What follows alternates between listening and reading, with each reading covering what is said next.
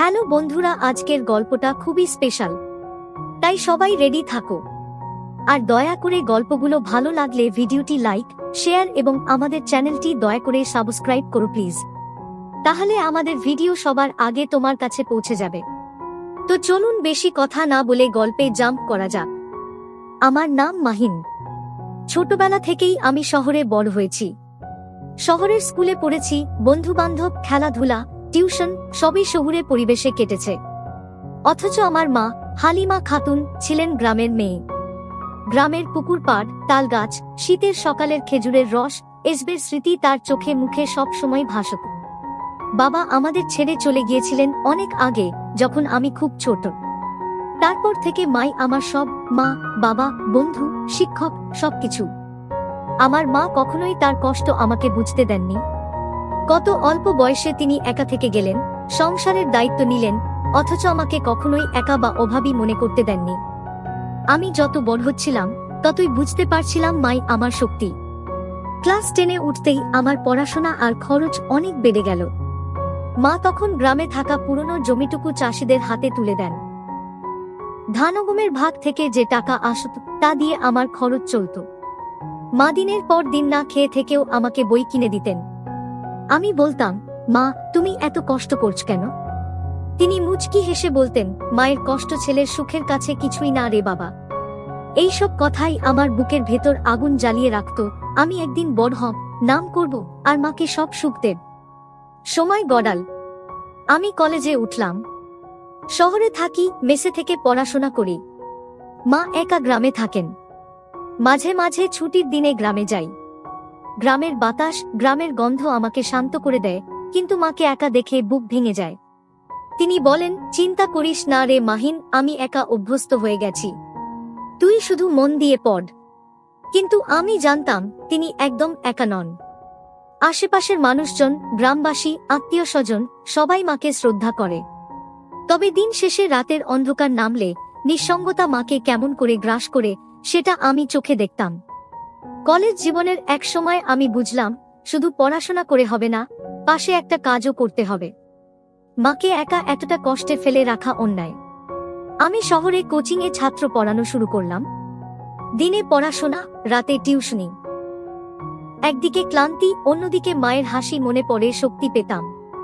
প্রতিবার টিউশনির টাকা হাতে পেলেই প্রথমে মাকে পাঠাতাম। ফোনে বলতাম, মা টাকা পেলাম, তুমি ভালো করে চাল ডাল কিনে রেখো। মা হাসতেন, তুই কবে যে বড় হলি রে বাবা, বুঝতেই পারলাম না। এরপর আমার জীবনে এক অদ্ভুত সময় এলো। হঠাৎ একদিন খবর পেলাম মা অসুস্থ হয়ে পড়েছেন। আমি তৎক্ষণাৎ গ্রামে ছুটে গেলাম। দেখি মা বিছানায় শুয়ে আছেন, শরীর একদম দুর্বল। ডাক্তার বলল, তার রক্তে হিমোগ্লোবিন কমে গেছে, অপুষ্টি আর পরিশ্রমের কারণে শরীর ভেঙে পড়েছে। আমার বুক ফেটে গেল। আমি বললাম, মা তুমি আমাকে কেন জানালে না? মা হাসলেন, বাবা পড়াশোনার মাঝে তোকে চিন্তায় ফেলতে চাইনি। আমি ঠিক করলাম আর মাকে একা ফেলে রাখব না, শহরে নিয়ে যাব। কিন্তু মা রাজি হলেন না। বললেন, এই গ্রাম আমার প্রাণ। এই উঠোন, এই গাছ, এই পুকুর সব আমার আত্মার সঙ্গে মিশে আছে। আমি শহরের কংক্রিটের ভিড়ে বাঁচতে পারবো না রে বাবা। আমি অবাক হলাম, এত কষ্ট সহ্য করেও মা কেন গ্রাম ছেড়ে যেতে চান না। কিন্তু পরে বুঝলাম, শহর তার কাছে অপরিচিত, অপরজন, আর গ্রাম এটাই তার শিকড়। আমি আর চাপ দিলাম না। তবে ঠিক করলাম, যতবার পারব গ্রামে যাব, মায়ের সঙ্গে থাকব। একদিন সন্ধ্যায় আমি উঠোনে বসে মায়ের সঙ্গে কথা বলছিলাম। মা বললেন, মাহিন তুই বড় হ, মানুষের মতো মানুষ হ, কিন্তু কখনো অহংকার করিস না। মনে রাখিস, মানুষের সবচেয়ে বড় পরিচয় তার চরিত্র। আমি গভীর মনোযোগ দিয়ে মায়ের কথা শুনছিলাম। বাতাসে তালপাতার শব্দ, দূরে মসজিদের আজান, চারদিকে নিস্তব্ধতা। মায়ের কথা যেন বুকের ভেতর খোদাই হয়ে গেল। এইভাবে চলতে চলতে আমি বিশ্ববিদ্যালয়ে ভর্তি হলাম। শহরে আমার পড়াশোনার চাপ আরও বেড়ে গেল। কিন্তু প্রতিবার গ্রামে ফিরলে মায়ের চেহারায় এক অদ্ভুত শান্তি পেতাম। তিনি বলতেন, তুই যত দূরেই যাস না কেন, তোর মায়ের দোয়া সবসময় তোর সঙ্গে থাকবে। আমি বিশ্বাস করি, মায়ের দোয়াই মানুষকে সবচেয়ে বড় শক্তি দেয়। আমার পড়াশোনা শেষ হতে না হতেই একদিন মায়ের ফোন এল, কণ্ঠে অদ্ভুত কম্পন। তিনি বললেন, বাবা তুই কবে বাড়ি আসবি? আমি বললাম, মা এই সপ্তাহেই আসব। মা কিছুক্ষণ চুপ করে থেকে বললেন, তাড়াতাড়ি আয় রে, তোকে খুব দেখতে ইচ্ছে করছে। আমি বুকের ভেতর এক ধরনের অশান্তি টের পেলাম। পরের দিনই রওনা হলাম গ্রামে। গ্রামে পৌঁছে দেখি মা উঠোনে বসে আছেন। শরীর দুর্বল, তবুও চোখে এক অদ্ভুত আলো। আমি তার পাশে বসলাম। মা আমার মাথায় হাত রেখে বললেন, মাহিন, আমি তোকে নিয়ে গর্ব করি। আমার সব কষ্ট সার্থক হয়েছে। তুই আমার সব স্বপ্ন পূর্ণ করেছিস। আমি কেঁদে ফেললাম। বললাম, না মা, আমি এখনো কিছুই করতে পারিনি। মা হেসে বললেন, বাবা তোর হাসি আমার সবচেয়ে বড় প্রাপ্তি। তখনই আমি মনের ভেতর শপথ করলাম, আমি আমার মাকে পৃথিবীর সবচেয়ে সুখী মানুষ বানাবো। কিন্তু ভাগ্য যেন অন্য কিছু লিখে রেখেছিল। সেদিন রাতে আমি মায়ের পাশে বসেছিলাম। মা অনেক কথা বলছিলেন, তার শৈশব, তার স্বপ্ন, তার কষ্ট, তার সুখ। আমি একমনে সব শুনছিলাম। মনে হচ্ছিল মা যেন জীবনের শেষ অধ্যায়গুলো আমাকে শোনাতে চাইছেন। বুকের ভেতর কেমন চাপা অস্থিরতা কাজ করছিল। পরদিন সকালে মা আমাকে ডাকলেন। উঠোনে পিঁড়ির উপর বসে বললেন, মাহিন, আজ তুই বাজার থেকে একটু ফল কিনে আনবি। অনেক দিন খাই না। আমি হাসলাম, আচ্ছা মা, আজ তোকে বাজার থেকে সবচেয়ে ভালো আম, পেয়ারা আর ডাব কিনে দেব। আমি সেদিন বাজারে গেলাম। বাজারে ঘুরতে ঘুরতে হঠাৎ মনে হলো যেন মাকে হারিয়ে ফেলব। একটা অজানা শঙ্কা বুক চেপে ধরল। আমি দ্রুত ফল কিনে বাড়ি ফিরলাম। দেখি মা উঠোনেই বসে আছেন, তবে চোখে এক অদ্ভুত ক্লান্তি। আমি জিজ্ঞেস করলাম, মা, শরীর খারাপ লাগছে? তিনি মুচকি হেসে বললেন, না রে বাবা, বয়স তো হলো। শরীর আর কতদিন সঙ্গ দেবে বল? আমি তৎক্ষণাৎ বললাম, মা, এভাবে বলো না। তুই ছাড়া আমি বাঁচব না। মা আমার মাথায় হাত রেখে বললেন, মাহিন, একদিন তো সবাইকেই চলে যেতে হয়, কিন্তু তুই ভয় পাবি না। আমি সবসময় তোর ভেতরেই থেকে যাব। আমি আর সহ্য করতে পারলাম না, চোখ দিয়ে অঝরে পানি ঝরতে লাগলো। এরপর কয়েক সপ্তাহ মায়ের শরীর হঠাৎ করেই অনেক খারাপ হতে লাগলো। ডাক্তার বললেন, রক্তের অসুখ, বয়সের কারণে শরীর দ্রুত ভেঙে যাচ্ছে। আমি শহরে নিয়ে যাওয়ার জন্য জেদ করলাম, কিন্তু মা বললেন, না রে বাবা, আমি আমার গ্রাম, আমার মাটি ছাড়ব না। এখানেই আমার শেষ নিঃশ্বাস হবে। আমি অসহায় হয়ে গেলাম। তবু শহরের ডাক্তারদের সঙ্গে যোগাযোগ রাখলাম, ওষুধ আনালাম। মা সেগুলো খেলেন, কিন্তু শরীর আগের মতো হলো না। এক রাতে আমি মায়ের পাশে বসেছিলাম। বাতাসে শীতের হাওয়া। মায়ের হাত ঠান্ডা হয়ে গিয়েছিল। তিনি আমার দিকে তাকিয়ে আস্তে করে বললেন, মাহিন, আমি তোকে একটা কথা বলতে চাই। কি মা? তোকে আমি সব সময় বলতাম, মানুষের সবচেয়ে বড় সম্পদ তার চরিত্র। আমি চাই তুই কখনো মিথ্যে বলিস না, কারো কষ্টের কারণ হইস না। মনে রাখিস, দুনিয়ায় টাকা, গাড়ি, বাড়ি সব হারালেও চলবে, কিন্তু মানুষ যদি চরিত্র হারায় তবে সব শেষ হয়ে যায়। আমি তার হাত শক্ত করে ধরে বললাম, মা, আমি তোর সব কথা মেনে চলব। মা মৃদু হাসলেন।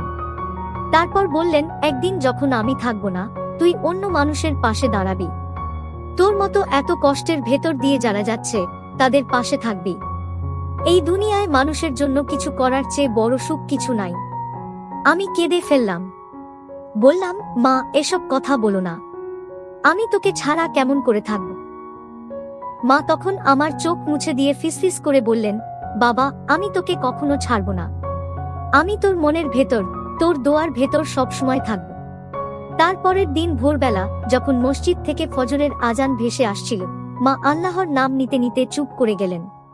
আমি তার গলা ধরলাম, শ্বাস নেই। মা চিরতরে চলে গেলেন। আমার পৃথিবী অন্ধকার হয়ে গেল। মনে হলো বুকের ভেতর থেকে সবকিছু ছিঁড়ে নিয়ে গেছে কেউ। মাকে কবর দিলাম গ্রামের সেই পুরনো পুকুর পাড়ে। গাছের ছায়া, পাখির ডাক, মাটির গন্ধ, সব মিশে আছে সেখানে। আমি মায়ের কবরের পাশে বসে কাঁদছিলাম। মনে হচ্ছিল আমি আর কিছুই করতে পারলাম না, যা প্রতিজ্ঞা করেছিলাম সব অপূর্ণ রয়ে গেল। কিন্তু ঠিক সেই মুহূর্তে মনে পড়ল মায়ের শেষ কথা, মানুষের পাশে দাঁড়াবি, কখনো চরিত্র হারাবি না। আমি কবরের মাটিতে হাত রেখে শপথ নিলাম, আমি মায়ের সব শিক্ষা আঁকড়ে ধরে বাঁচব। মায়ের মৃত্যুর পর গ্রামে কয়েক সপ্তাহ থাকলাম। চারপাশের মানুষ এসে বলতো, হালিমা আপা তো খুব ভালো মানুষ ছিলেন। তিনি সবসময় গরিবদের পাশে দাঁড়াতেন। আমি অবাক হতাম, এতদিন আমি এসব জানতামই না। মা কখনো নিজের ভালো কাজের কথা আমাকে বলেননি। আমি বুঝলাম এটাই আসল মানুষ হওয়া, নিজের কাজ দিয়ে মানুষকে সুখ দেওয়া, কিন্তু কখনো সেটা নিয়ে গর্ব না করা। শহরে ফিরে আসার পর আমি আর আগের মতো ছিলাম না। বন্ধুবান্ধব বলতো আমি অনেক শান্ত হয়ে গেছি। আসলে আমি ভেতরে ভেতরে বদলে গিয়েছিলাম। প্রতিটি কাজ করার আগে মায়ের মুখ মনে পড়ত। টিউশনি করে যে টাকা পেতাম তার একটা অংশ দিয়ে আমি গ্রামের অসহায় মানুষদের সাহায্য করতে শুরু করলাম। কারো স্কুলের বই কিনে দিলাম, কারো ওষুধ কিনে দিলাম। মনে হতো মা আমার ভেতর দিয়ে এসব করছেন। কয়েক বছর পর আমি বিশ্ববিদ্যালয় থেকে বের হয়ে চাকরি পেলাম, ভালো বেতন। প্রথম বেতন হাতে পেয়ে গ্রামে গেলাম। মায়ের কবরের সামনে দাঁড়িয়ে বললাম, মা আমি পেরেছি, আজকে আমি চাকরি পেয়েছি, এটা তোর দোয়ার ফল। কবরের পাশে দাঁড়িয়ে মনে হলো মা যেন মুচকি হেসে বলছেন, বাবা আমি তোকে নিয়েই গর্ব করি। এখন আমি যেখানে আছি মানুষ আমাকে সম্মান করে, কিন্তু আমি জানি আমার আসল শক্তি ছিল এক নারীর দোয়া, আমার মায়ের। মাই আমাকে শিখিয়েছিলেন জীবনে সবকিছু হারানো যায়, কিন্তু মায়ের শিক্ষা আর দোয়া কখনো হারায় না। এই গল্প আমাদের মনে করিয়ে দেয় মা পৃথিবীর সবচেয়ে বড় আশীর্বাদ। মায়ের দোয়া, মায়ের শিক্ষা একজন মানুষকে অন্ধকার থেকে আলোয় নিয়ে যেতে পারে। মায়ের ত্যাগের কোনো বিকল্প নেই। তাই যতদিন মা বেঁচে আছেন তাকে ভালোবাসুন, তার পাশে থাকুন। আর যদি মা না থাকেন তবে তার শিক্ষা আর দোয়া ধরে রাখুন, সেটাই হবে তার প্রতি সত্যিকারের শ্রদ্ধা। এই ছিল আজকের গল্প। ভিডিওটি ভালো লাগলে দয়া করে লাইক, কমেন্ট এবং আর ব্লগ স্টোরি চ্যানেলটি সাবস্ক্রাইব করে আমাদের সাথে থাকুন। দেখা হচ্ছে কালকের ভিডিওতে। সেই পর্যন্ত সবাই ভালো থাকুন। ধন্যবাদ।